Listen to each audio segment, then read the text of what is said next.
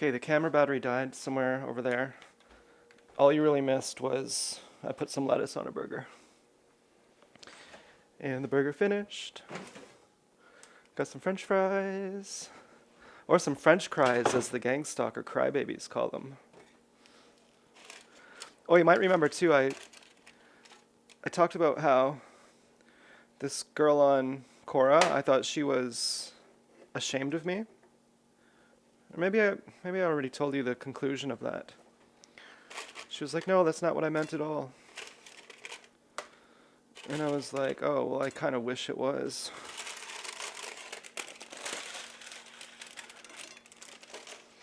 Okay, we got some shoestring fries. And gotta get some ketchup. I'm kind of more fatalistic about being gang stalked. I watched this podcast the other day. Or no, not a podcast, but like someone just talking in front of the camera. And she was saying that she's not afraid of them anymore. And a lot of TIs, they say, hey, it's all just mental. You just have to remember it's all mental. They can't hurt you. And I'm like, what? What the fuck are you talking about? They can't hurt you. If they couldn't hurt you, no one would care. What the fuck? There has to be real. The threat of violence has to be real. It can't just be like, okay, we're gonna stick our tongue out at you, and boo boo. That's all. That wouldn't be. If there was no threat of violence, if there was no real threat of violence, it wouldn't be human trafficking. It wouldn't be terrorism. It wouldn't be anything but just an annoyance. And so she wasn't taking that approach. She's saying, yeah, I'm not afraid of these people. I don't care what they do. They're not diminishing my light. They're not killing my good vibe. And I'm not afraid of them, even though I've been run off the road multiple times, if I die. She kind of had faith in God, which I'm not really sure I have that.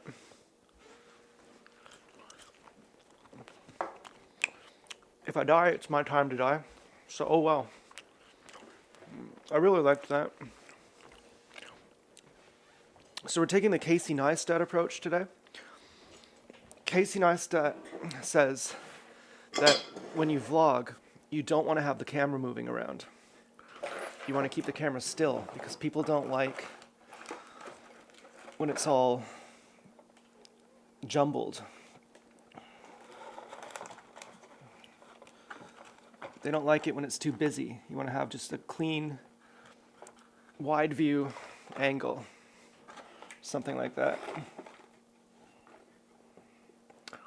So, we're doing Casey Neistat, and I get kind of flustered too when I'm walking around. Makes me kind of dizzy.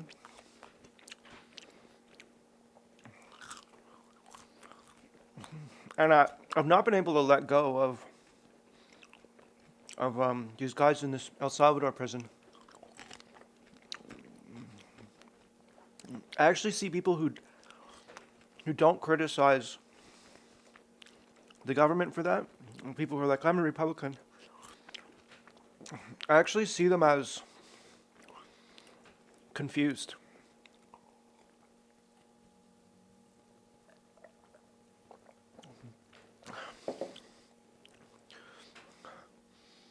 Or bizarre or something. Like, brainwashed. I actually see them as violent.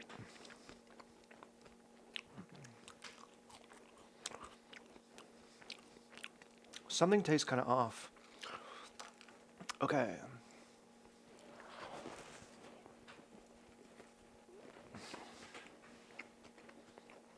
Mm-hmm.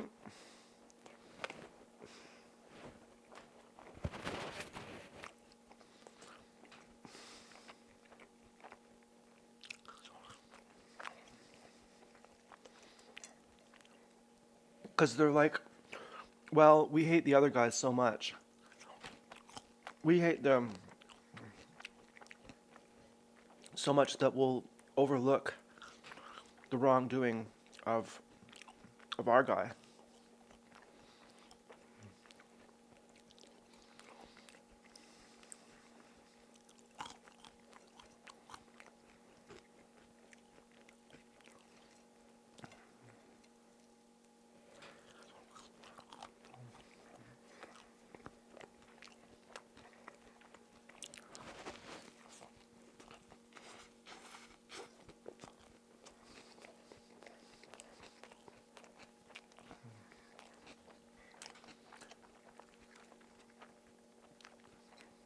This is so good. There's definitely too much bun, but whatever. It's a good bun.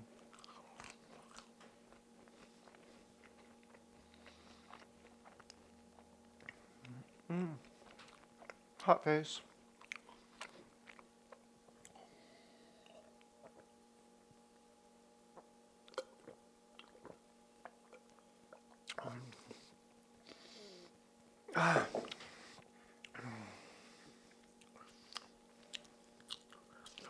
So I think I might be traumatized. Like, um, you might want to turn the video off right now, because I'm going to talk about something personal. But there's this one gang stalker who is like, I'm very attracted to, who is like really a gang stalker.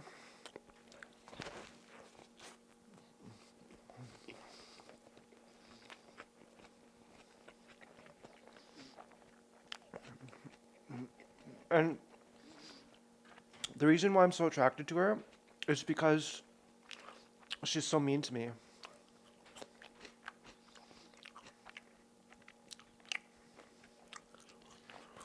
It's kind of like, I saw this thing on Slutty Confessions on Reddit, and there was this black girl, and she's like, this guy was calling me racial slurs while we were having sex, and it actually turned me on the most.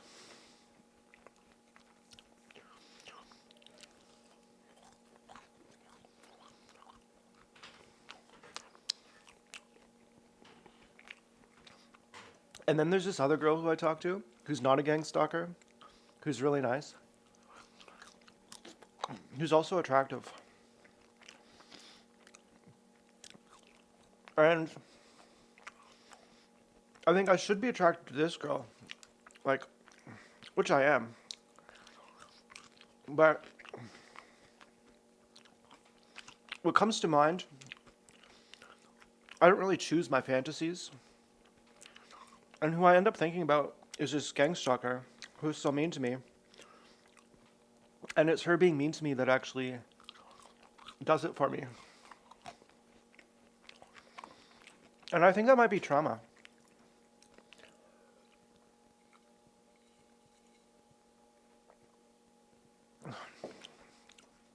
Not exactly sure what the deal is with that.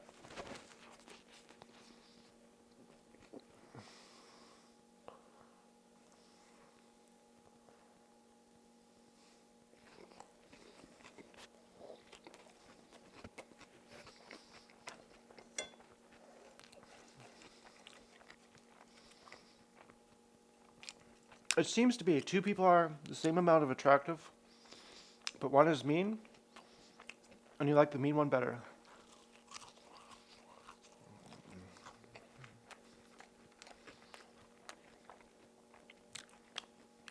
What's the deal with that?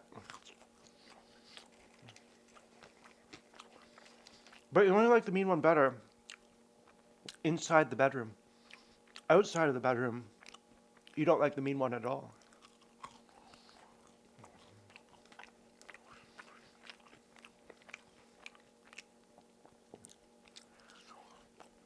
Now, I don't want that to be true.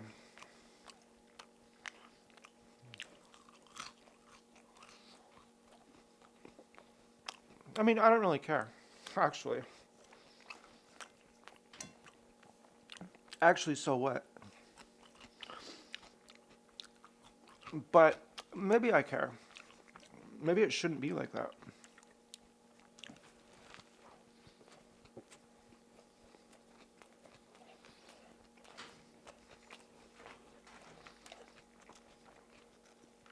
But there seems to be a thing to it.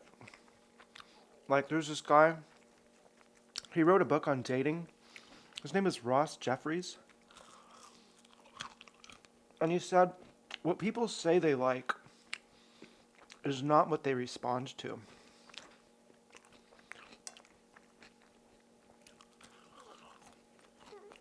And it reminds me of the corruption of the gangs, the gang stalkers, the governments. They're doing all this bad stuff that nobody likes. Like, I heard in Israel, after they complete their army stuff, like everyone in Israel has to do army stuff,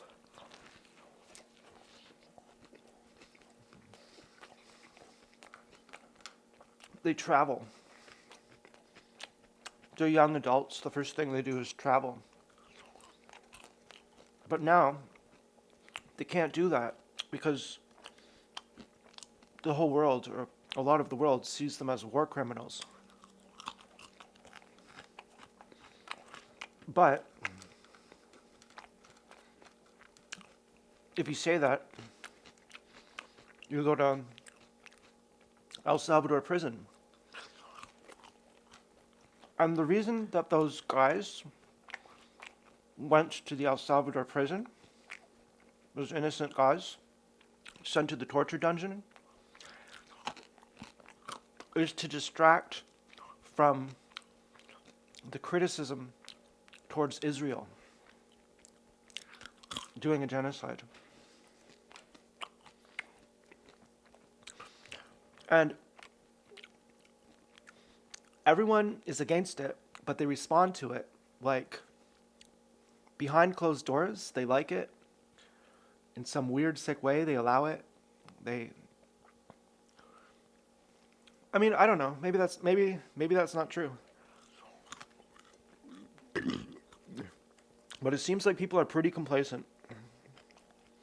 Seems like people go along with the thing they hate, and on some level, they actually want to be a slave, and they want to be abused, because it takes them off the hook. Because then they can point their little finger, and they can say, it's all someone else, it's not me.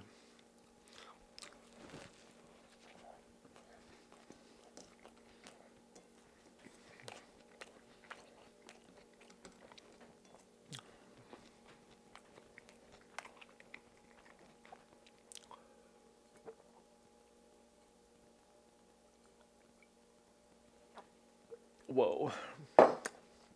Yes. Fucking ice shards in my juice. And that has something to do with maybe sexual guilt, sexual shame.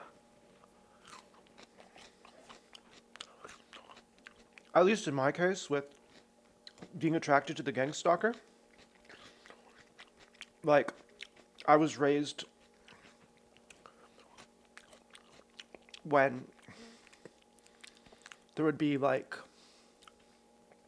I had a girl over when I was like 17, and my mom came home early, and she caught us, and she drove the girl home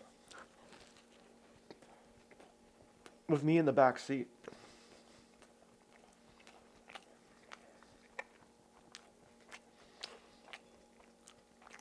And it was like this big deal.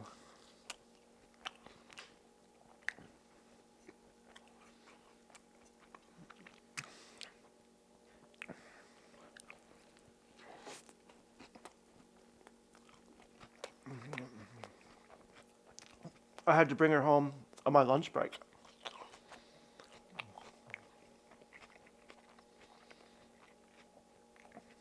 Maybe that's,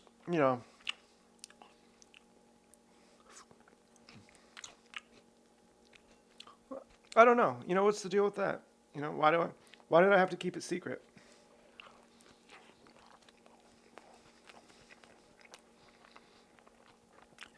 There's kind of a sexual shame.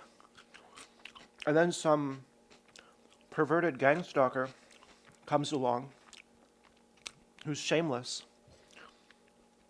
and basically like a rapist. And then it's like, well, it's not my fault. I'm just the helpless victim here. There's a lot of people into that kind of thing, like masochism, like some kind of submission.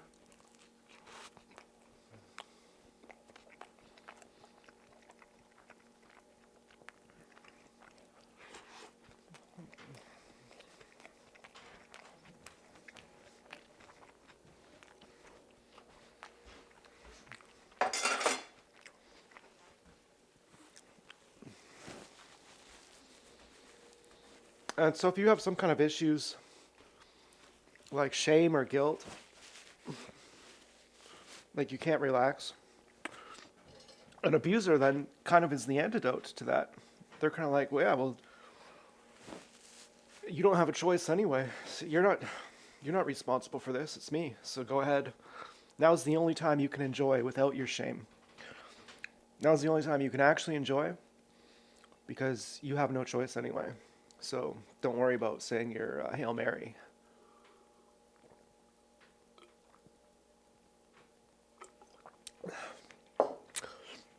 And on some level, I think all gangsterism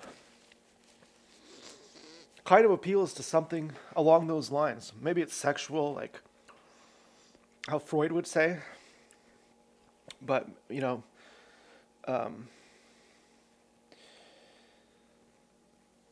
it has some parallels, it seems. People like to have the responsibility taken off their shoulders. So there's some kind of letting it slide. When a dictator or gang member rises to power, well, let it slide, because at least I'm a hero by comparison. There's a lot of TIs who are like here. They pose like they're heroes. There's this one woman. She got really angry at me. She was like, she prevented me from responding. I think she blocked me or something. But first she gave me a big piece of her mind, saying, we have to hold these gangstalkers accountable, and and I was thinking, what are you even doing? How are you gonna? All you're doing is saying that, like, you're acting like some kind of hero because you're venting at me. Like, the way you're holding them accountable is venting at another TI. And that's like you're like, I'm a hero now. That's kind of the vibe I got from that woman. I didn't like her. I thought she was so egotistical. Anyway, that was maximum good. Fucking, I almost wish I had 2 burgers. That would have been too much, though. Juice tasted weird. I hope they didn't do something to my juice.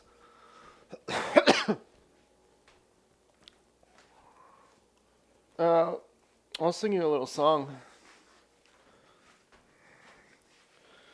This is a song by Sublime, but I changed the melody and I changed the chord. So I changed it to be like this. Baby likes to shoot pool. I like lying naked in my bed and counting all the dinosaurs. I know I used to be so immature. You take it away, but I wanted more. Take it away, but I wanted more. Baby likes to shoot pool. I like lying in my bed and counting all the dinosaurs. I know used to be so immature. You take it away, but I wanted more. One day I'm gonna lose the war. One day I'm gonna lose the war. You take it away, but I wanted more.